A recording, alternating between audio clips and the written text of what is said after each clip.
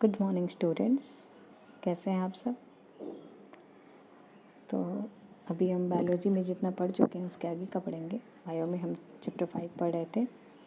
Chapter 5 जीवन की मौलिक इकाई the fundamental unit of life. ठीक है, बहुत सारे बच्चे जो अभी बाद में ऐड हुए हैं ग्रुप में और जिन्होंने पिछला कोई वीडियो नहीं देखा हुआ है वो पिछले सभी वीडियो देख लेंगे, क्योंकि तभी उन्हें आगे का समझ में आएगा।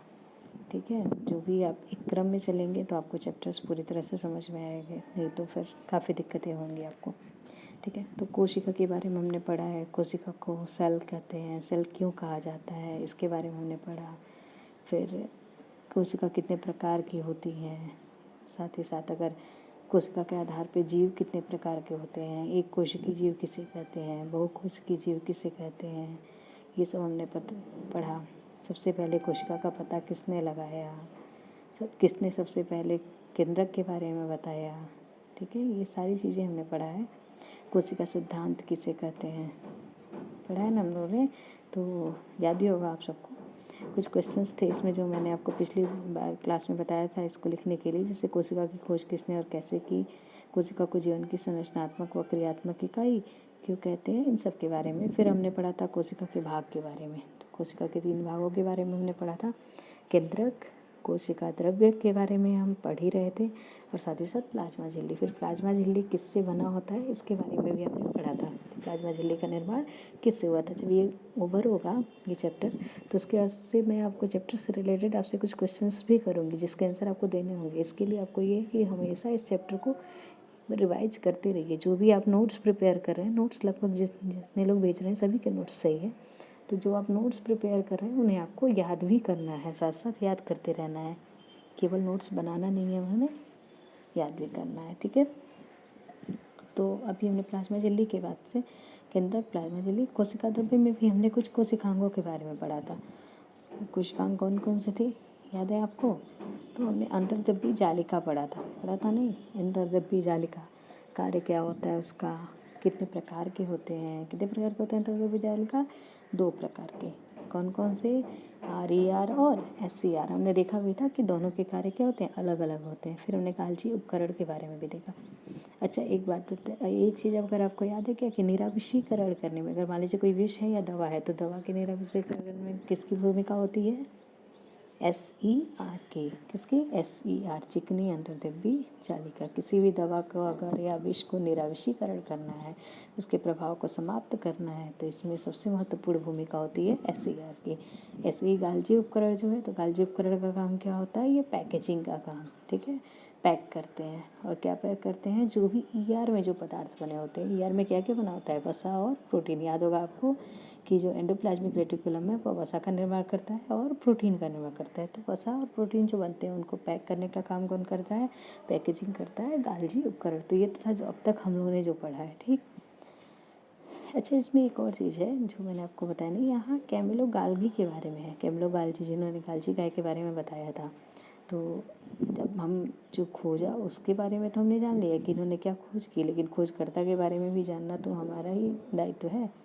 तो इनके बारे में आप पढ़िएगा और आप इनके बारे में और भी चीज़ें ढूंढ के संक्षिप्त टिप्पणी लिखिएगा, कुछ कोशिश करिएगा, अच्छा लगेगा आपको भी इनके बारे में जान के। ठीक है, तो अगला हमें पढ़ना है लाइसोसोम। ठीक है, लाइसोसोम जो है वो कोशिका का काफ़ी महत्वपूर्ण अंग है। ये जब कोशिकांग की बात करते हैं तो ये काफ़ी इम्पोर्टेंस है, और इसकी क्वालिटी, इसका एक क्या बोल सकते हैं हम इसको, इंटरेस्टेड, कि काफ़ी इंटरेस्टेड है। जैसे मान लीजिए इसे कहा जाता है आत्महत्या की थैली।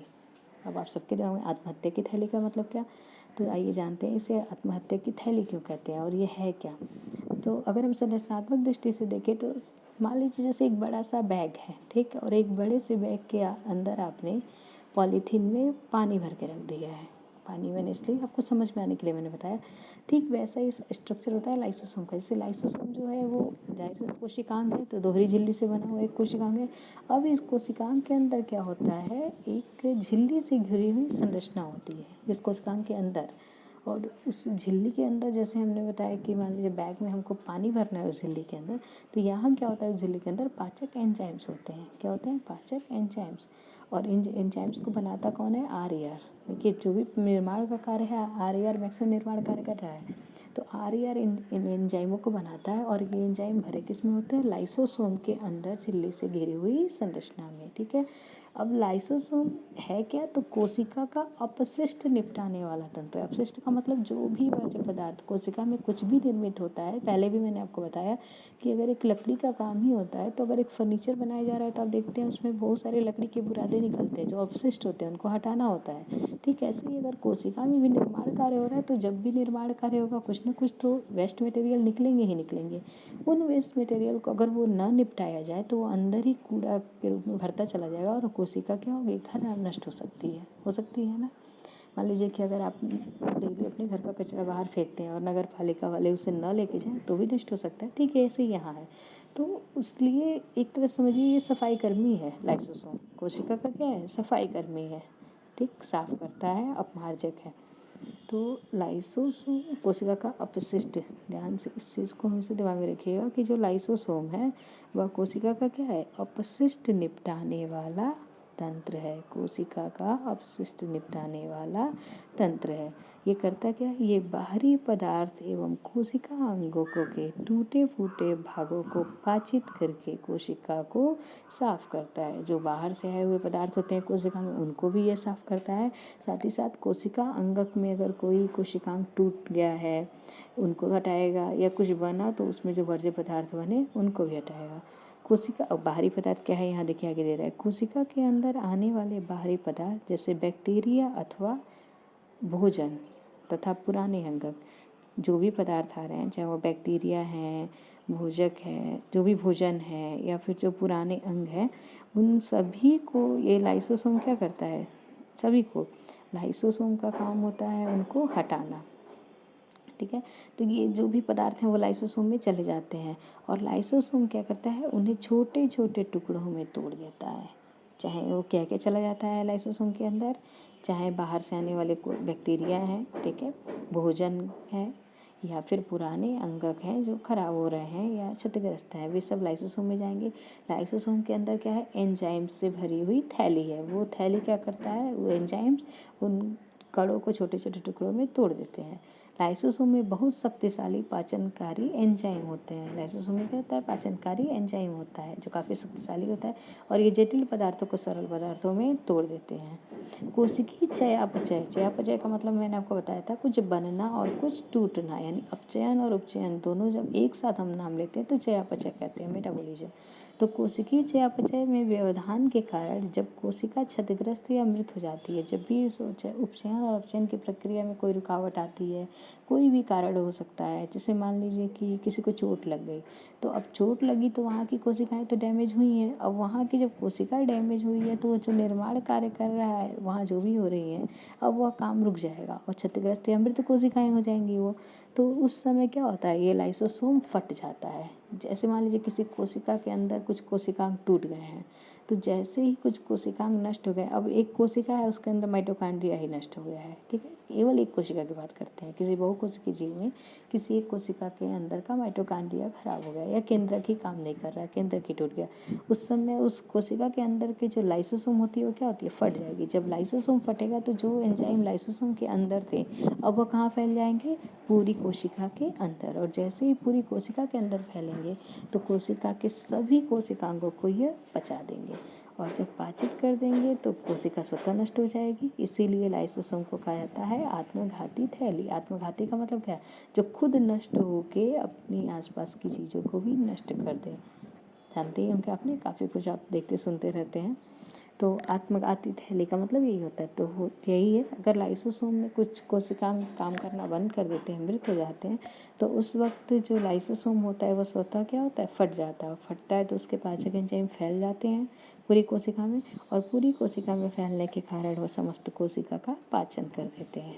इसीलिए लाइसोसोम को कोशिका की आत्मघाती थैली कहते हैं। तो आप लोग इस वीडियो को देखने के बाद से मुझे लिख के बताएंगे कि आत्मघाती लाइसोसोम को आत्मघाती थैली क्यों कहते हैं, ज़रूर बताइएगा मुझे।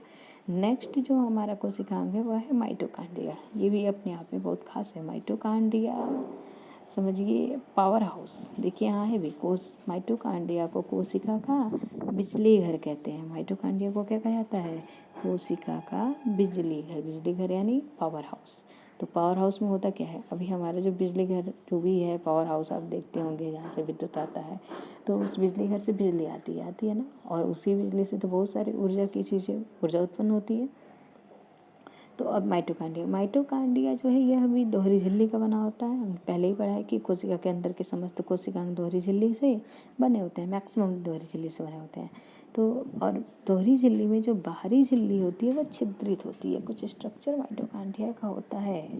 जैसे ये मान लीजिए ये आपका हो गया आउटर लेयर, ठीक है।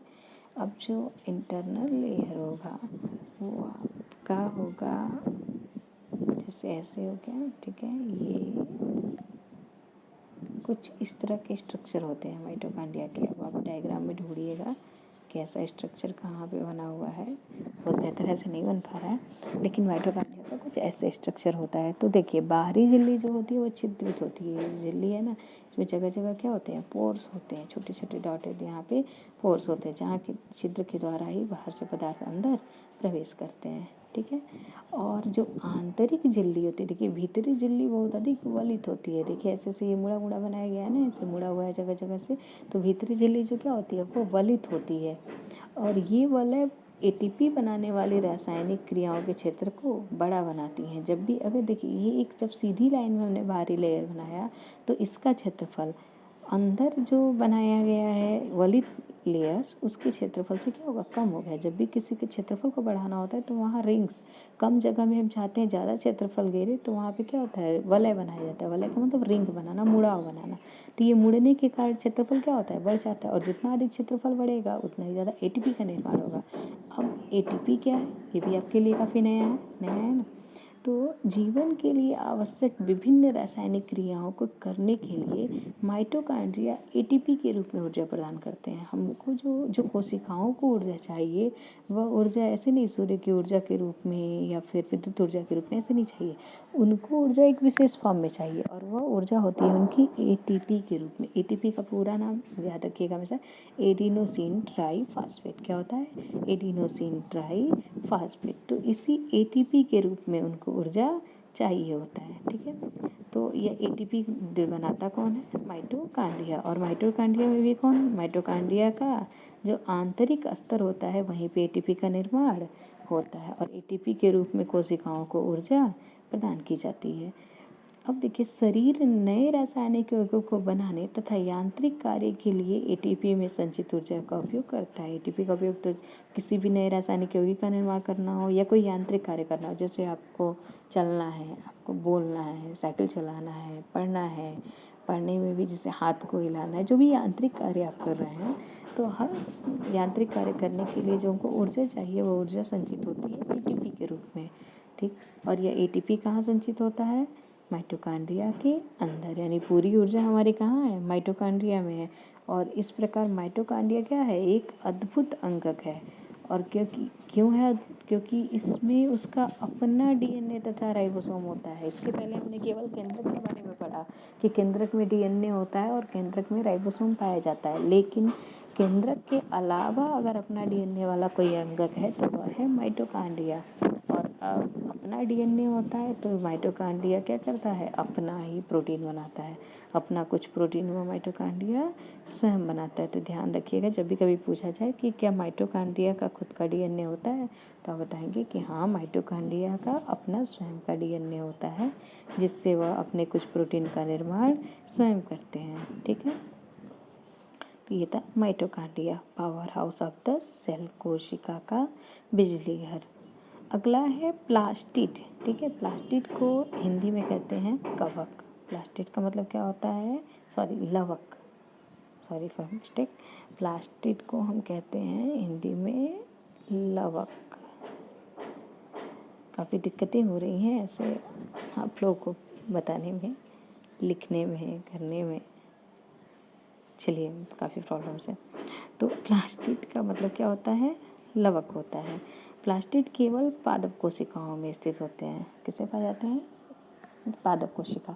तो जब अंतर आपको स्पष्ट करना होता है कि पादप कोशिका और जंतु कोशिका में अंतर बताइए, तो वहाँ पे ध्यान रखिएगा प्लास्टिड किस में पाया जाता है, पादप कोशिकाओं में। जंतु कोशिका में प्लास्टिड नहीं पाए जाते हैं। प्लास्टिड मुख्य रूप से कितने प्रकार के होते हैं? तो 2 प्रकार के, क्रोमोप्लास्ट और दूसरा ल्यूकोप्लास्ट। पहला क्या है? क्रोमोप्लास्ट यानी रंगीन प्लास्टिड, और ल्यूकोप्लास्ट का मतलब श्वेत तथा रंगहीन प्लास्टिड। ध्यान रखिएगा, प्लास्टिक कितने प्रकार के होते हैं? 2 प्रकार के। प्लास्टिक मत बोल दीजिएगा, प्लास्टिड यानी कि लवक। तो लवक 2 प्रकार के, क्रोमोप्लास्ट जिसको हिंदी में कहते हैं वर्णी लवक। ठीक है, याद रखिएगा, क्रोमोप्लास्ट को हिंदी में कहते हैं वर्णी लवक। क्रोमोप्लास्ट यानी वर्णी लवक। ठीक है, ये है लवक यानी कि प्लास्टिड। तो वर्णी लवक जो होता है वह होता है क्रोमोप्लास्ट।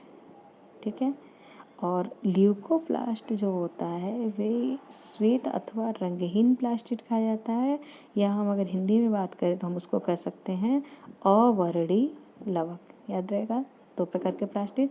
अब वर्णी लवक में भी देखिए, वर्णी लवक में भी कुछ प्लास्टिड को हम कहते हैं क्लोरोफिल, और क्लोरोफिल वर्ड तो आपके लिए नया बिल्कुल नहीं है। क्लोरोफिल का मतलब क्या होता है? हरित लवक। क्लोरोफिल क्या होता है? हरित लवक। अब ये हरित लवक किसे कहते हैं पहले लिख लीजिएगा आप कहीं भी। क्लोरोफिल का मतलब क्या होता है?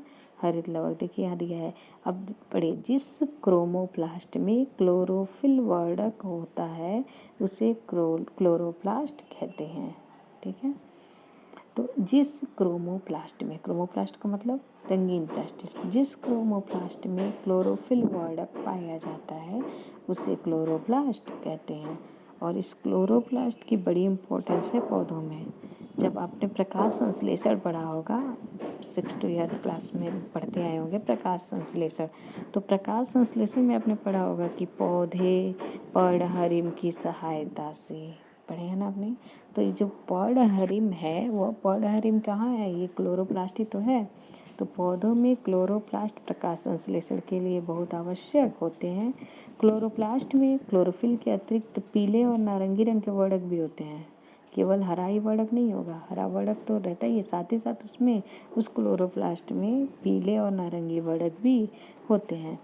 ठीक है, तो ये तो वर्णी लवक का था। अभी ल्यूकोप्लास्ट की जब हम बात करें, यानी तो ल्यूकोप्लास्ट में क्या होता है, ये प्राथमिक रूप से अंगक हैं जिनमें स्टार्च, तेल तथा प्रोटीन जैसे पदार्थ संचित होते हैं। अगर स्टार्च कहाँ संचित होगा तो वह ल्यूकोप्लास्ट में होगा, तेल कहाँ संचित होगा? ल्यूकोप्लास्ट में होगा, प्रोटीन कहाँ संचित होगा? ल्यूकोप्लास्ट में होगा। यानी कोशिका के अंदर ये जो भी पदार्थ संचित होंगे वो कहाँ होते हैं? इसी ल्यूकोप्लास्ट में होते हैं। क्लोरोप्लास्ट की जो संरचना है बुक में तो आपके बहुत स्पष्ट नहीं है, ये 60 में ही आपको पढ़ना है 9th में, लेकिन फिर भी जानिए, क्लोरोप्लास्ट की भीतरी रचना में बहुत सी झिल्ली वाली परतें होती हैं जो स्ट्रोमा में स्थित होती हैं। क्लोरोप्लास्ट की संरचना, जैसे ये आउटर लेयर है तो कुछ सिक्के जैसी संरचना पाई जाती है। मान लीजिए जगह जगह आपको एक के ऊपर एक कुछ सिक्के जैसी संरचना पाई जाएगी, और ये सिक्के क्या होते हैं? एक लाइन के द्वारा आपस में जुड़े होते हैं, लाइन के द्वारा ये जुड़े रहेंगे। ये सिक्के जैसे संरचना, ये डबल लेयर्ड होता ही है, कोई पता है सभी कोशिकांग डबल लेयर्ड होते हैं अंदर के। तो कुछ ऐसा होता है क्लोरोप्लास्ट की संरचना जब हम ध्यान से देखते हैं इसको इलेक्ट्रॉन सूक्ष्मदर्शी से। तो और जो अंदर के जो पदार्थ हैं, ये जो दिख रहा है डॉटेड डॉटेड जो मैं बना रही हूँ, तो अंदर के जो पदार्थ हैं वही कहलाते हैं स्ट्रोमा। ठीक है, तो भीतरी रचना में बहुत सी झिल्ली वाली परतें होती हैं। ये परत देखिए, झिल्ली वाली परतें दिख रही हैं, और ये कहाँ स्थित है? स्ट्रोमा के अंदर। प्लास्टिड बाह्य रचना, बाहर से देखिए माइटोकांड्रिया जैसा ही दिख रहा है, तो बाह्य रचना में क्या होते हैं? माइटोकांड्रिया की तरह ही होते हैं। और माइटोकांड्रिया की तरह प्लास्टिड में भी अपना डीएनए तथा राइबोसोम होता है। तो केवल केंद्रक के अतिरिक्त अगर देखा जाए तो केवल 2 कोशिकांग है जिनका अपना डीएनए तथा राइबोसोम पाया जाता है। और वो 2 कोशिकांग कौन कौन से हैं? बता सकते हैं आप लोग, वो कौन से 2 कोशिकांग हैं जिनका अपना डीएनए होता है? क्वेश्चन भी आपकी बुक में पूछा गया है। तो वो 2 कोशिकांग होते हैं प्लास्टिड तथा माइटोकांड्रिया, प्लास्टिड और माइटोकांड्रिया। अगला है रसधानियाँ। ठीक है, तो रसधानियाँ देखने के लिए पहले हम चित्र में देखते हैं, दिखाती हूँ मैं आपको कि आखिर रसधानियाँ हैं क्या। ये देखिए, ये जो डायग्राम दिख रहा है, डायग्राम में देखिए एक बड़ा सा खाली स्पेस दिख रहा है, काफ़ी बड़ा सा बनाया गया है। ये स्पेस देखिए, ये जो स्पेस है यही राजधानी या रिक्तिका कहलाता है। ये क्या होता है? राजधानी या फिर रिक्तिका होता है। ठीक है, तो ये बड़ा सा स्पेस राजधानी या रिक्तिका होता है। इसी के बारे में हम लोग को पढ़ना है। क्योंकि वो पादप कोशिका थी तो देखिए इसमें राजधानी काफ़ी बड़ा बनाया हुआ है। और यहाँ पे जो जंतु कोशिका है, जंतु कोशिका में देखिए राजधानी आपको नहीं दिख रहा होगा। ऐसा नहीं है कि नहीं पाया जाता है, राजधानियाँ पाई जाती हैं लेकिन छोटी छोटी होती हैं। पादप कोशिका में एक राजधानी होगी और बड़ी होगी, काफ़ी बड़ी होती है, और वो पूरी कोशिका का 90 से 95% भाग भी कवर करती है। जबकि अगर जंतु कोशिका की बात करें तो जंतु कोशिका में कई राजधानियाँ पाई जाती हैं, लेकिन छोटी छोटी होती हैं। अब इनके बारे में अब हम यहाँ पे जानते हैं। तो देखिए जो राजधानियाँ हैं ठोस अथवा तरल पदार्थों की संग्राहक थैलियाँ होती है। संग्रह का काम इनका भी होता है, लेकिन इनमें क्या होता है? ठोस पदार्थ भी हो सकते हैं, तरल पदार्थ भी हो सकते हैं। जंतु कोशिकाओं में राजधानियाँ क्या होती हैं? छोटी होती हैं। जंतु कोशिका में छोटी, जबकि पादप कोशिकाओं में राजधानियाँ क्या होती हैं? बहुत बड़ी होती हैं। और कुछ पौधों की कोशिकाओं की केंद्रीय राजधानी की माप कोशिका के आयतन का 50 से 90% होता है। यानी 50 to 90% जो एरिया होता है वह कुछ कोशिकाओं में क्या होता है? राजधानियाँ ही घेरती हैं। ठीक है, आगे हम जानते हैं इसके बारे में।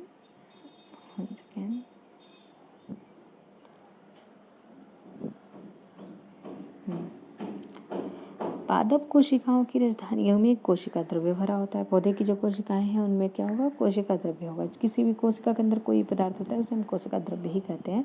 तो कोशिका द्रव्य पड़ा होता है, और ये कोशिका द्रव्य कोशिकाओं को स्फीति तथा कठोरता प्रदान करते हैं। स्फीति का मतलब आप समझते हैं? जैसे किसी चीज़ को कठोर या टाइट बना देना बाहर से, रिजिड। जैसे एक बैलून है, बैलून में अगर कुछ नहीं भरे हम हैं तो दबाएंगे तो वो दबता है, इजीली दबता है। लेकिन अगर उस बैलून के अंदर हम जल भर दें तो जल के भरने के कारण क्या होगा? जब हम बैलून को बाहर से दबाएंगे तो वो आसानी से नहीं दबेगा और वो एक आकार बनाए रखेगा अपना। ठीक यही काम यहाँ पे क्या करती हैं? जो कोशिका जो राजधानियों के अंदर के जो कोशिका द्रव्य होते हैं यही काम करते हैं। ये कोशिकाओं को पिचकने से रोकते हैं, स्फीति और कठोरता प्रदान करते हैं। और पौधों के लिए तो क्यों आखिर पौधों में बड़ी राजधानी क्यों होती है? तो पौधों के लिए मैक्सिमम ऐसे पदार्थ जो उनको आवश्यक हैं ये इसी राजधानी में पाए जाते हैं। जैसे कि अमीनो अम्ल, शर्करा, विभिन्न कार्बनिक अम्ल तथा कुछ प्रोटीन, ये सब पौधों की राजधानी में स्थित होते हैं।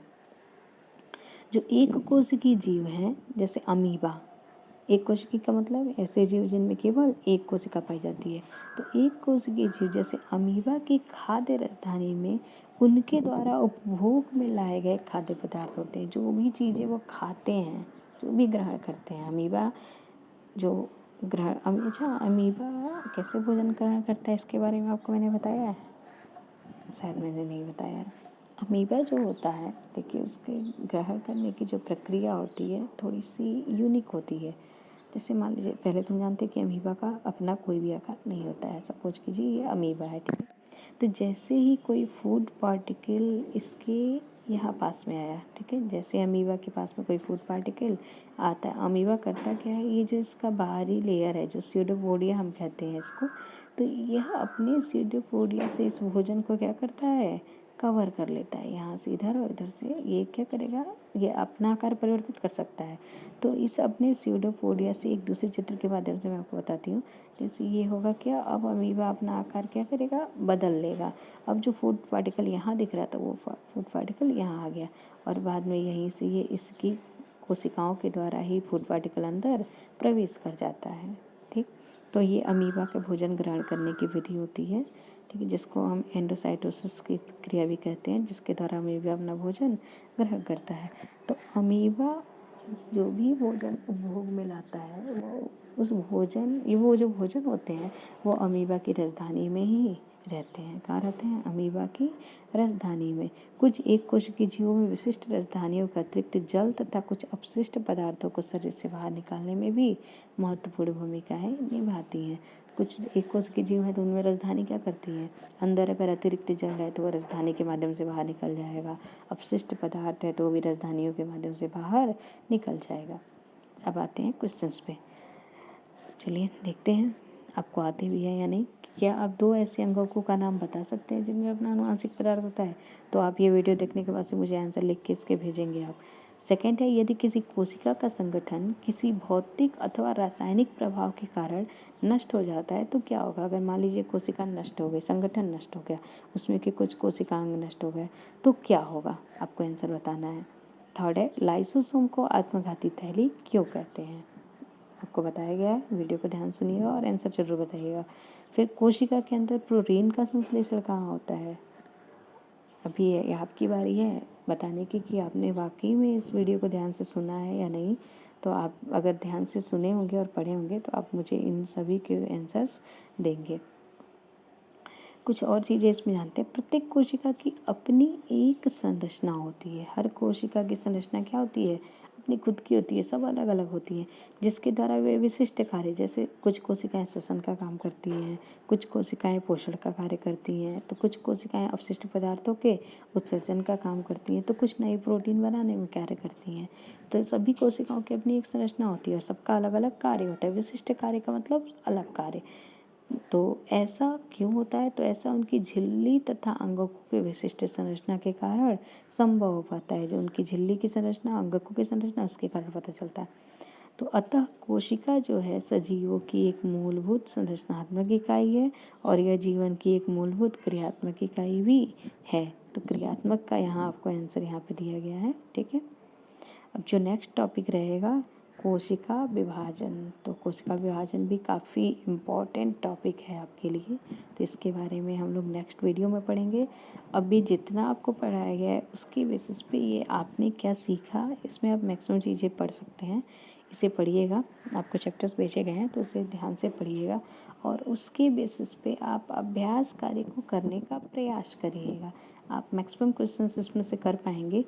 केवल क्वेश्चन नंबर जो 10 है और क्वेश्चन नंबर 11, ये 2 क्वेश्चंस आपके लास्ट टॉपिक से रिलेटेड हैं, तो इनको जब अब पढ़ाया जाएगा तब करिएगा, लेकिन उसके पहले का जो भी है वो आप करके मुझे भेजिएगा, ठीक है। वीडियो देखिए और भेजिए। Thank you.